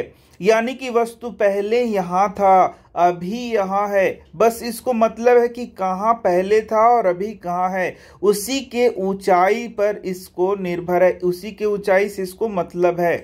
जैसे कि देख सकते हो, यदि हम लोग इस पथ से उसको ऊपर की ओर ले जाते हैं या किसी और पथ से उसको ऊपर की ओर ले जाते हैं, फिर भी उसको बस ऊंचाई से ही मतलब है कि कहां से कहां वह गया है। यही बात यहां पर लिखा है, न कि उस रास्ते पर जिस पर वस्तु ने गति की है। यानी कि उसको उस रास्ते से कोई मतलब नहीं है, मतलब है कि वह पहले कहाँ था और अभी किस ऊंचाई पर वह है। यानी पहला स्थिति और दूसरा स्थिति, बीच के स्थिति से उसको लेना देना नहीं है। यही बात यहाँ पर लिखा है। अब देखो, क्या ऊर्जा के विभिन्न रूप आपस में एक दूसरे में बदल सकते हैं, यानी कि परिवर्तनीय हैं? तो बिल्कुल हम लोगों ने यही देखा है कि ऊर्जा का ना तो निर्माण होता है और ना ही विनाश होता है, बल्कि वह एक रूप से दूसरे रूप में रूपांतरित होते जाता है। और इसे ही हम लोग ऊर्जा संरक्षण का सिद्धांत भी कहते हैं। क्या हम ऊर्जा का एक रूप से दूसरे रूप में रूपांतरण कर सकते हैं? यस, प्रकृति में हमें ऊर्जा रूपांतरण के अनेक उदाहरण देखने को मिलते हैं। तो यहाँ पर देख सकते हो तुम, ये बहुत सारा उदाहरण दिया गया है जो कि तुम खुद भी जानते हो। तो यहाँ पर जैसे कि कुछ मैं पढ़ भी देता हूँ, जैसे हरे पौधे खाना कैसे बनाएंगे, तो ये क्या करते हैं, सूर्य से प्राप्त ऊर्जा को, यानी कि सौर ऊर्जा को, प्रकाश ऊर्जा को रासायनिक ऊर्जा में परिवर्तित करते हैं। यानी एक ऊर्जा क्या हो गया, सौर ऊर्जा हो गया, प्रकाश ऊर्जा हो गया, और उस प्रकाश ऊर्जा को किस में बदला गया, रासायनिक ऊर्जा में परिवर्तित किया गया। तो हुआ कि नहीं हुआ परिवर्तन? बिल्कुल हुआ। उन्हें ऊर्जा कहाँ से प्राप्त होती है? वायु एक स्थान से दूसरे स्थान को क्यों बहती है? कोयला तथा पेट्रोलियम जैसे ईंधन कैसे बने? तो ये सब बहुत लंबे और विस्तृत टॉपिक्स हैं। जैसे हम जानते हैं कि कोयला और पेट्रोलियम क्या है, ये फॉसिल फ्यूल है और इसका निर्माण लाखों वर्ष पहले पौधों एवं जंतुओं के अवशेष के कारण हुआ है। किस प्रकार के ऊर्जा रूपांतरण जल चक्र को बनाए रखते हैं? और साथ ही साथ बहुत सारे और उदाहरण देख सकते हो। जैसे कि देखोगे, बहते हुए जल से हम लोग क्या करते हैं, उससे बिजली पैदा करते हैं। यानी कि जो बहता हुआ जल है उसके गतिज ऊर्जा का उपयोग करके हम लोग विद्युत ऊर्जा का उत्पादन करते हैं। अब विद्युत ऊर्जा को हम लोग ऊष्मा ऊर्जा में भी परिवर्तित कर सकते हैं। ठीक है, तो ये देखा, एक रूप से दूसरे रूप में ऊर्जा का क्या हो रहा है, रूपांतरण हो रहा है। अब यही ऊर्जा संरक्षण का नियम है जिसे हम लोगों को पढ़ना है और ये एग्जाम में पूछा भी जाता है कि ऊर्जा का ना तो निर्माण होता है और ना ही इसका विनाश होता है, बल्कि यह एक रूप से दूसरे रूप में परिवर्तित हो जाता है। ऊर्जा एक रूप से दूसरे रूप में परिवर्तित हो सकती है। इस प्रक्रिया में निकाय की कुल ऊर्जा का क्या हुआ? अब देखो, जैसे कुछ और उदाहरण ले सकते हैं। जैसे मैं बोल रहा हूं तो मैंने भोजन से प्राप्त ऊर्जा का उपयोग किया और उससे मैं क्या कर रहा हूं, बोल रहा हूं। यानी कि यहाँ पर एक ऊर्जा से दूसरे ऊर्जा में, यहाँ साउंड क्या हो गया, साउंड भी क्या है, एक प्रकार का ऊर्जा है। ठीक है, ऊर्जा रूपांतरण की अवस्था में निकाय की कुल ऊर्जा अपरिवर्तित रहती है। यह भी एक स्टेटमेंट है तुम्हारा ऊर्जा संरक्षण के नियम का, यानी इसके भी लिख सकते हैं। यह ऊर्जा संरक्षण के नियमानुसार है। इस नियम के अनुसार ऊर्जा केवल एक रूप से दूसरे रूप में बदलती है, रूपांतरित हो सकती है। न तो इसका उत्पत्ति किया जा सकता है और न ही विनाश किया जा सकता है। यदि तुमसे एग्जाम में पूछेगा कि ऊर्जा संरक्षण का नियम क्या है, तो यही लिखना है कि ऊर्जा केवल एक रूप से दूसरे रूप में रूपांतरित होती है या फिर रूपांतरित हो सकती है। न तो इसका उत्पत्ति किया जा सकता है और न ही इसका विनाश किया जा सकता है। इसे ही ऊर्जा संरक्षण का नियम कहते हैं। या फिर एक और लिख सकते हो यहाँ पर कि किसी, ये देखो कि किस प्रक्रिया में निकाय की कुल ऊर्जा जो है वह ऊर्जा रूपांतरण की अवस्था में निकाय की कुल ऊर्जा क्या होती है, अपरिवर्तित रहती है। ये भी तुम लिख सकते हो। रूपांतरण के पहले व रूपांतरण के पश्चात कुल ऊर्जा सदैव अचर रहती है, ये भी लिख सकते हो। तो बहुत सारे स्टेटमेंट्स दिए जा सकते हैं इसके बारे में। ऊर्जा संरक्षण का नियम प्रत्येक स्थिति तथा सभी प्रकार के रूपांतरणों में मान्य है। एक सरल उदाहरण पर विचार कीजिए। तो मान लीजिए कि यहाँ पर m द्रव्यमान की एक वस्तु h ऊंचाई से स्वतंत्रता पूर्वक गिराई जाती है। तो h ऊंचाई से, यहाँ से मान लो h ऊंचाई है, यहाँ m द्रव्यमान का वस्तु को नीचे की ओर क्या किया जा रहा है, गिराया जा रहा है। प्रारंभ में स्थितिज ऊर्जा mgh है। यहाँ पर इसका ऊर्जा क्या हो जाएगा, mgh होगा कि नहीं होगा, बिल्कुल होगा। और इसका गतिज ऊर्जा यहाँ पर क्या होगा, शून्य होगा। गतिज ऊर्जा क्या होगा, शून्य होगा। जबकि एक बात और याद रखना कि यदि यहाँ पर धरती से टकराने के पहले इसका गतिज ऊर्जा कुछ न कुछ होगा, लेकिन स्थितिज ऊर्जा क्या हो जाएगा तुम्हारा, स्थितिज ऊर्जा क्या हो जाएगा तुम्हारा, शून्य हो जाएगा। ये दो बात याद रखना। गतिज ऊर्जा शून्य क्यों है, तो गतिज ऊर्जा यहाँ पर इसलिए शून्य है, मान लो A है और यहाँ पर B है, तो A पर गतिज ऊर्जा शून्य इसलिए क्योंकि वह वहाँ पर रखा हुआ है। ठीक है, यह शून्य है क्योंकि इसका प्रारंभिक वेग शून्य है, और ये यहाँ पर ये रखा हुआ है, इसका प्रारंभिक वेग शून्य है। या फिर यहाँ से नीचे भी आ रहा है तो भी इसका प्रारंभिक वेग क्या है, शून्य है। इस कारण से गतिज ऊर्जा का मान क्या हो जाएगा, शून्य हो जाएगा, जबकि स्थितिज ऊर्जा कुछ न कुछ वहां पर है। इस प्रकार वस्तु की कुल ऊर्जा mgh है। यदि यहाँ पर इसको जोड़ा जाए तो ये कुल ऊर्जा क्या हो जाएगा, mgh। ठीक है, अब देखो जब यह वस्तु गिरती है तो इसकी स्थितिज ऊर्जा गतिज ऊर्जा में परिवर्तित होती है, यानी यही जो ऊर्जा है वह धीरे धीरे क्या हो रहा है, बढ़ रहा है। और लास्ट में देखोगे कि यह दोनों क्या हो जाएगा, बराबर हो जाएगा। यदि किसी दिए हुए क्षण पर वस्तु का वेग v है तो गतिज ऊर्जा क्या हो जाएगा, हाफ mv² होगा। वस्तु जैसे जैसे नीचे गिरती है इसकी स्थितिज ऊर्जा कम होती जाती है, और बताओ गतिज ऊर्जा क्या होगा, बढ़ेगा। तो जब वह पृथ्वी से टकराएगा तो उसका स्थितिज ऊर्जा शून्य हो जाएगा और गतिज ऊर्जा कुछ न कुछ यहाँ पर होगा।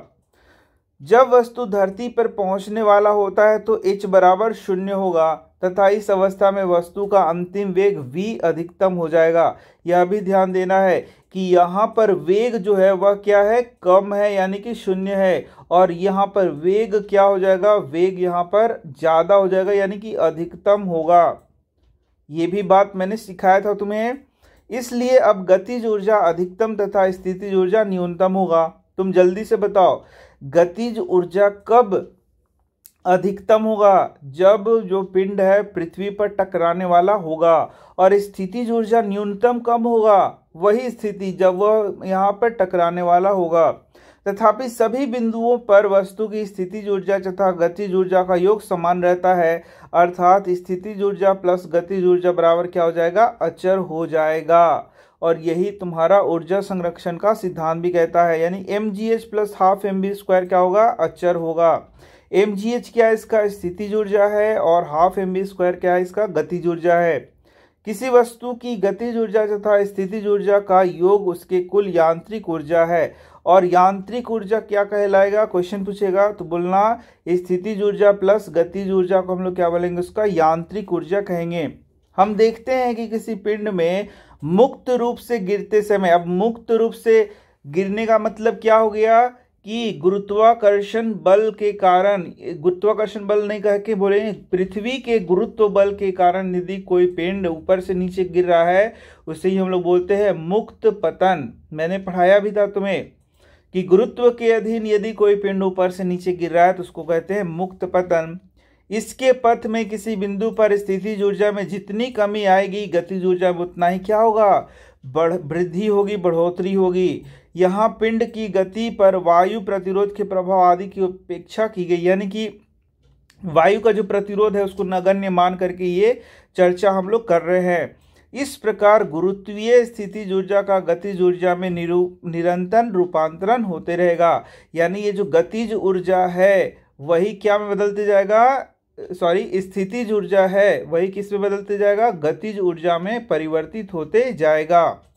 तो अब हम कार्य करने की दर को देखेंगे। तो कार्य करने की दर क्या हो गया, कार्य हो गया W और इसका दर हो गया तो बटा समय से भाग दे देंगे, तो यही कार्य करने की दर हो गया और इसी को हम लोग कहते हैं शक्ति।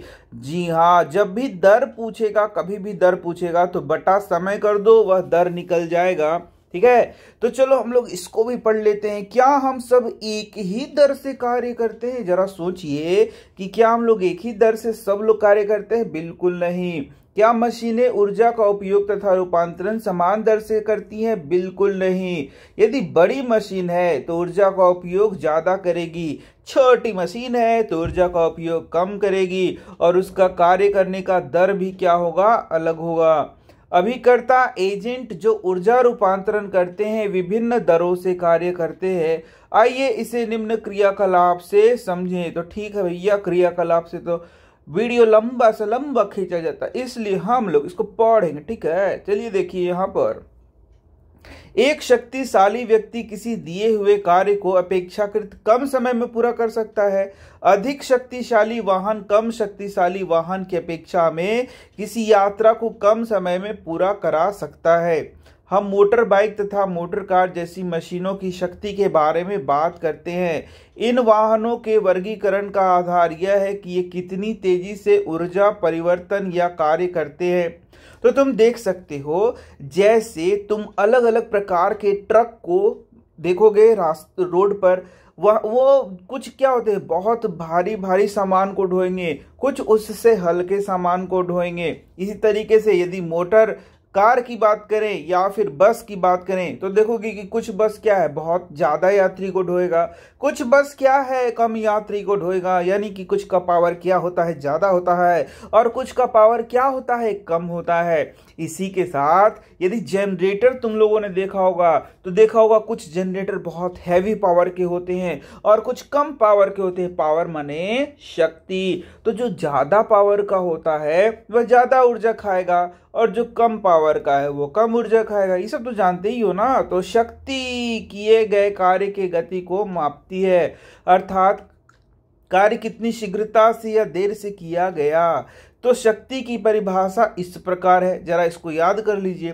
कार्य करने की दर को क्या कहते हैं, शक्ति कहते हैं, या ऊर्जा रूपांतरण की दर को क्या कहते हैं, शक्ति कहते हैं। तो इसी को हम लोग को क्या करना है, याद कर लेना है कि कार्य करने के दर को हम लोग क्या कहते हैं, शक्ति। तो कार्य यहाँ हो गया और दर बटा टी कर देंगे तो हो जाएगा। तो शक्ति बराबर कार्य बटा समय।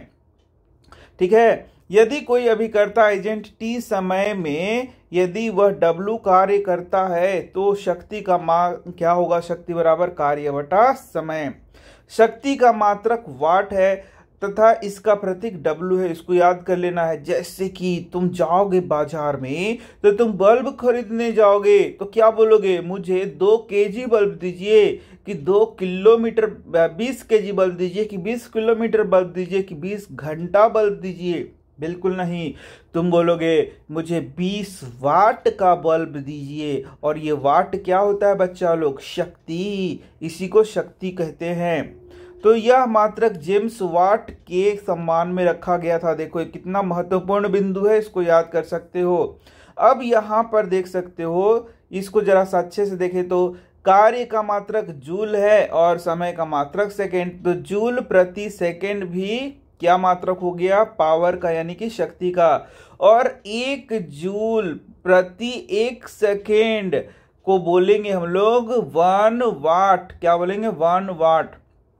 तो 1 वाट का मतलब हो गया कि 1 सेकेंड में 1 जूल कार्य वह मशीन या वह कोई भी चीज है वह कर रहा है और उसमें वह ऊर्जा उतना खपत कर रहा है। ठीक है, तो 1 वाट उस अभिकर्ता एजेंट की शक्ति जो 1 सेकेंड में 1 जूल कार्य करता है। तो कभी कभी क्या होगा ना कि एग्जाम में बोले कि 1 वाट को परिभाषित करिए, तो आप परिभाषित कर दीजिएगा कि यदि 1 सेकेंड में 1 जूल का कार्य होता है तो उसे ही 1 वाट कहते हैं। बात खत्म।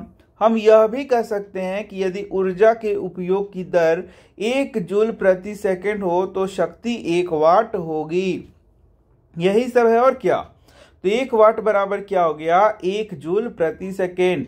तो इससे हम लोगों को क्या कर लेना है, याद कर लेना है। अब देखो मैं पूछते जाऊंगा, तुम बताना। यदि मैं बोलूं 20 वाट, इसका मतलब क्या हो गया, 20 जूल प्रति सेकेंड।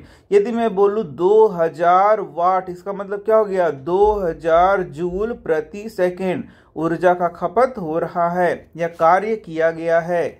हम ऊर्जा स्थानांतरण की उच्च दरों को किलोवाट में व्यक्त करते हैं। याद कर लीजिए, 1 किलोवाट बराबर क्या होगा, 1000 वाट। किलो तो मैंने सिखाया ही है, तो 1 किलोवाट बराबर 1000 वाट। यानी कि 1000 वाट का मतलब क्या हो गया कि 1000 जूल कार्य हो रहा है प्रति सेकंड में। तो इतना ऊर्जा खर्च हो रहा है।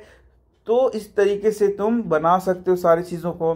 किसी अभिकर्ता की शक्ति समय के साथ बदल सकती है। इसका अर्थ है कि अभिकर्ता विभिन्न समयांतरालों में विभिन्न दरों से कार्य कर सकता है, इसलिए औसत शक्ति की अवधारणा भी है। औसत शक्ति को हम कुल उपयोग की गई ऊर्जा को कुल लिए गए समय से विभाजित करके प्राप्त कर सकते हैं। ठीक है, चलो तो भाई तुम लोग ये न्यूमेरिकल देख रहा होगा, तो इसको हम लोग करेंगे, अलग से वीडियो इसका करने वाले हैं। अब देखो ऊर्जा का व्यावसायिक मात्रक क्या होता है, तो जूल ऊर्जा का बहुत छोटा मात्रक है, अतः यह ऊर्जा की बड़ी राशियों को व्यक्त करने के लिए असुविधाजनक है। इसलिए हम ऊर्जा का एक बड़ा मात्रक उपयोग में लाते हैं जिसे किलोवाट आवर कहते हैं। याद कर लीजिए कि ऊर्जा का व्यवसायिक मात्रक क्या है, किलोवाट आवर। यानी कि वाट नहीं, किलोवाट, और सेकंड नहीं, आवर का यूज करना है। और किलोवाट आवर को ही क्या कहते हैं, यूनिट हम लोग कहते हैं। तो घरों में जैसे कि जानते हो कि बिजली बिल उठता है, तो बिजली बिल उठता है तो हम लोग बोलते हैं 1 यूनिट बिजली बिल उठा है, 2 यूनिट, 5 यूनिट। तो उसमें पावर कितना कंज्यूम हुआ है उसको किलोवाट आवर में हम लोग करते हैं। तो यदि 1 किलोवाट आवर पावर कंज्यूम हुआ है तो हम लोग बोलते हैं कि 1 यूनिट बिजली बिल उठा है। यदि 11 किलोवाट आवर कंज्यूम है तो बोलेंगे कि 11 यूनिट बिजली बिल उठा है। ठीक है, अब किलोवाट आवर समझो, जैसे कि मान लो 1000 वाट है, वह कितना है, 1 किलोवाट। ठीक है, याद करना है कि जब भी 1000 होगा तो 1 किलोवाट। तो 1 किलोवाट बल्ब को यदि 1 घंटा हम लोग चला देते हैं तो देखो 1 किलोवाट आवर हुआ कि नहीं हुआ, और मेरा बिजली बिल कितना उठेगा, 1 यूनिट बिजली बिल उठेगा। अब एक बल्ब है जो 2000 वाट का है, 2000 वाट का बल्ब है, यानी कि 2 किलोवाट का बल्ब है, और उसको 1 घंटा मैंने चला दिया। तो ये देखो 2 किलोवाट, ये 2 लिखेंगे, 2 गुना 1 कितना हो गया, 2। किलोवाट को किलोवाट लिख देंगे, आवर को आवर, तो यही किलोवाट आवर हो गया। तो ये हो गया 2 यूनिट बिजली बिल उठेगा। इस तरीके से बिजली बिल को भी हम लोग कैलकुलेट कर सकते हैं। जैसे मान लो तुम्हारे घर में 100 वाट का बल्ब है और ऐसा ऐसा 10 बल्ब है, तो बताओ तो कितना पावर हो गया, तो 1000 वाट हो गया। हुआ कि नहीं हुआ, यानी कि 1 किलोवाट हो गया। अब इसको तुम 5 घंटा चला देते हो, कितना घंटा, 5 घंटा, तो यानी कि 5 किलोवाट आवर हो गया। और इसमें कितना बिजली बिल लग गया, तो 5 यूनिट बिजली बिल लगा। और मान लो 5 रुपया के हिसाब से है तो कितना हो गया, 25 रुपया तुम्हारा लग गया। ठीक है ना। अब चलो मान लो कि तुम्हारे घर में 100 वाट का 10 बल्ब है। 100 वाट का कितना बल्ब है, 10 बल्ब है। और 200 वाट का मान लो कि 5 तुम्हारे घर में अलग अलग बल्ब ही है, मान लो बल्ब ही है। ठीक है, और इस सब को तुम जलाते हो 5 घंटा, तो बताओ कितना बिजली बिल उठा। तो एक एक का कैलकुलेट करेंगे, तो इसको यदि देखेंगे तो ये 1000 वाट हो गया। मैं आसान वाला सिखा रहा हूँ, यानी कि 1 किलोवाट हो गया, 1 किलोवाट, और इसको 5 घंटा चला रहे हैं, यानी कि हो गया 5 किलोवाट आवर, यानी कि 5 यूनिट ये खाता है। यदि इसका कैलकुलेट करें तो 5 गुना 200 यानी कि 5 दूना 10, 1000 वाट ये भी हो गया, यानी कि 1 किलो वाट इसको कह देंगे। और इसको कितना देर चला रहे हैं, 5 घंटा इसको भी चला रहे हैं, यानी कि 5 किलो वाट आवर हो गया। इसका मतलब 5 यूनिट बिजली बिल खाता है। तो दोनों मिलाकर कितना बिजली बिल खाएगा, 10 यूनिट बिजली बिल खाएगा। इस तरीके से हम लोग क्या करते हैं कि पहले तो किलो वाट आवर निकाल लेते हैं और उसके बाद वही इतना यूनिट हो जाता है। तो जब भी वाट में दिया होगा तो उसको सबसे पहले किस में निकाल देंगे, किलोवाट में। जैसे मान लो कि 500 वाट का एक बल्ब है जिसको तुम 1 घंटे चला रहे हो, तो बोलेगा कि बिजली बिल कैलकुलेट करिए।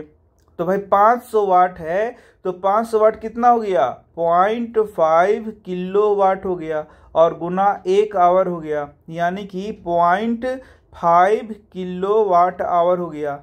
0.5 कितना होता है, आधा, यानी कि आधा यूनिट बिजली बिल लगा। और मान लो कि 10 रुपया के हिसाब से लग रहा है तो आधा यूनिट का कितना खर्चा हो गया, 5 रुपया खर्चा हो गया। इस तरीके से हम लोग क्या करते हैं, कैलकुलेट करते हैं बिजली बिल को।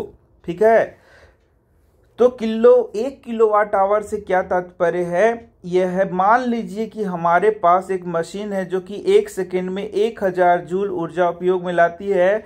यदि इस मशीन को लगातार 1 घंटे तक उपयोग में लाएं तो यह 1 किलोवाट घंटा ऊर्जा व्यय करेगी। अब 1 किलोवाट आवर को यदि हम लोग जूल में बदलें तो जानते हो कि 1 किलोवाट क्या होगा, 1000 वाट। अब एक एक चीज को देखो, 1 किलोवाट कितना होगा, 1000 वाट, और ये कितना होगा तो 1000 जूल प्रति सेकेंड होगा कि नहीं होगा। यानी कि 1 किलोवाट को हम लोग 1000 जूल प्रति सेकेंड लिख सकते हैं। अब यदि हम लोग को कैलकुलेट करना है 1 किलोवाट आवर, तो ये क्या हो गया 1000, और इसके लिए लिख देंगे जूल प्रति सेकेंड।